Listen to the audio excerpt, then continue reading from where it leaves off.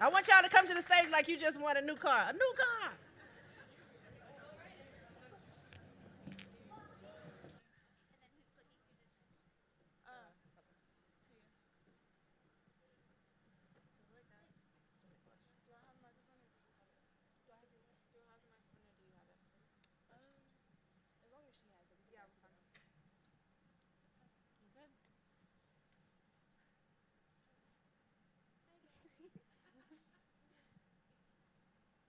Start when you're ready. It's on, Leah. I'm Leah Sneed, and I can't go boating in Louisville's natural water. I'm Grant Gutterman, and I cannot swim in Louisville's natural water. I'm Erin Smith, and I can't go water rafting in Louisville's natural water. I'm Jamia Hill, and I can't take my nephews to play in Louisville's natural water. I'm Keelan Frazier, and I can't swing from a rope into Louisville's natural water. I'm Victoria Brown, and I cannot eat fish from Louisville's natural water. I'm Maddie Tatum, and I can't go kayaking in Louisville's natural water. And we are Team H2Woah. Good morning. Think to yourself for a moment that as a first world country, we cannot give our citizens clean and safe natural water. Louisville constantly prides itself on having good tasting and clean, safe drinking water, but all of its natural bodies contain mercury inside of them. Take Chickasaw Park, for example, where childbearing mothers can't where childbearing mothers cannot swim or eat fish for fear of there being birth defects in their children, where small children can't go and play because if they were to swim, they could become deathly ill. And this is something we all need to think about as people. Is this what we want to leave for future generations, and how can we change it? Our challenge was presented to us by Steph Spears to tackle environmental justice and more specifically air pollution. With the idea of air pollution in mind, we chose to look closer at water quality and water pollution as the two directly correlate. Our local waterways were the perfect location to focus on as they're all over Louisville, even in your own and our own backyards. Precipitation and evaporation from the water cycle is what connects our surface to our atmosphere. If we pollute one, we still will affect the other. However, if we do our part and clean the water on our ground, then this will make the air much cleaner. There are already many improvements and advances towards air quality, but there aren't that much for water. We chose water quality because of the lack of improvement and action being taken towards it. There's a lot of rhetoric about the environment today, so we wanted to give you some reasons to care. We wanted to learn how to test water ourselves, and to our surprise, the water behind our school was orange, like literally orange. And we were wondering, why is it orange? How is this affecting our environment? And is this happening in other places in Louisville? We don't want this to happen to other people, and we want, at the very least, for people to be aware, and education is the best way to do that. Behind us is our real-world environmental project for 8th grade and high school students. They will receive the information and necessary training in order to test their waters. This allows them to get out of their classrooms and in order to test their own local water and analyze the data and the results.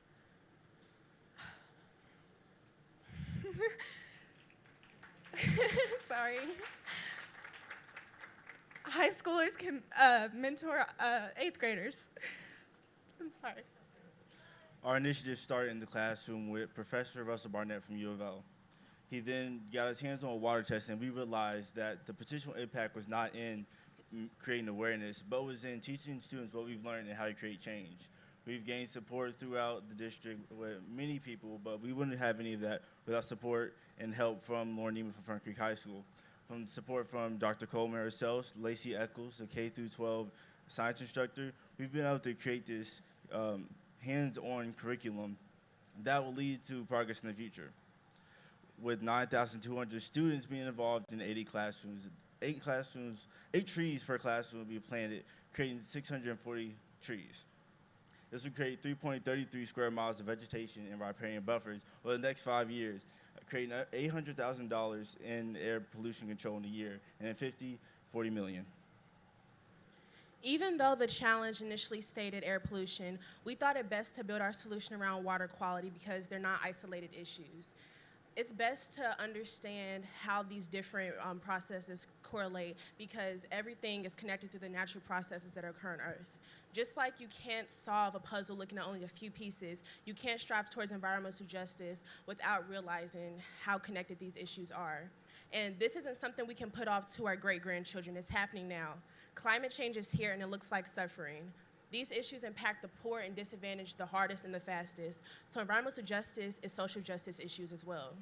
So our solution is to give students the ability to advocate for themselves and for their future. This education and support will provide them with the agency to make change, even long after we all graduate from the JCPS school system. We believe that just like Aspen, empowering the youth is the way to make sure we leave the world in a better condition than which we inherited it in. So here's to making a future army of environmental social justice warriors. Thank you.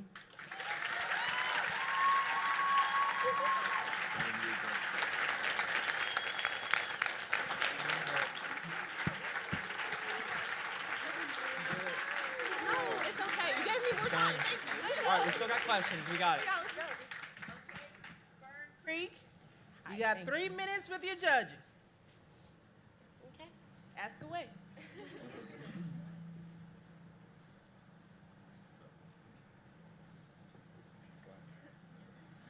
So I was looking at your Twitter account.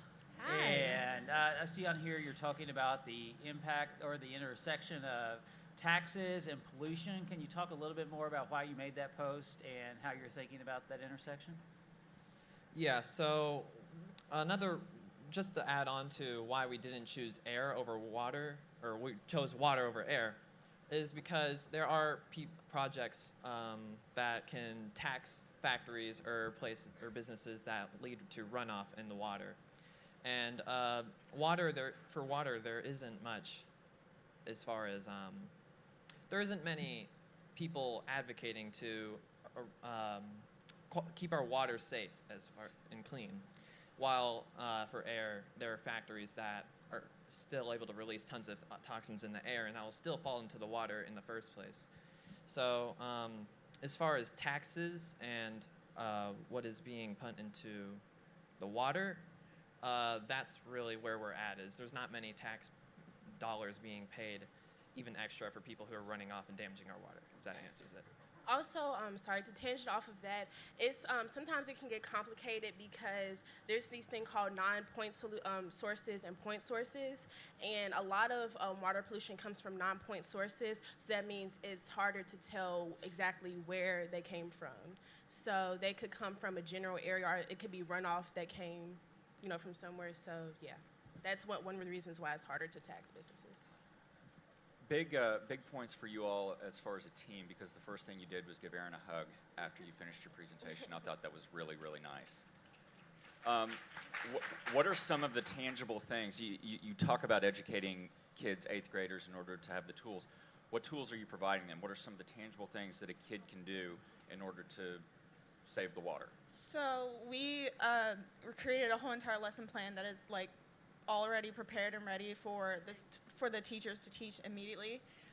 The 8th graders are actually already learning about watersheds and ecosystems, and so this is more of an add-on project to that, and to expand on why the ecosystems are changing and why it's affecting that. And it comes fully packed with PowerPoint slides, and we even worked with Russell Barnett from Louisville, and he says that he will supply all of our water testing kits for the teachers and the students as long as they're trained. Great, because they're really expensive. We've also talked to Trees Louisville. They're also willing to give trees. They have a lot that they're willing to lend out, and that's also a huge part of planting trees, creating riparian buffers, and cleaning the ecosystem and the waterways to make our waterways more pure and better than they are right now. That was my question about trees.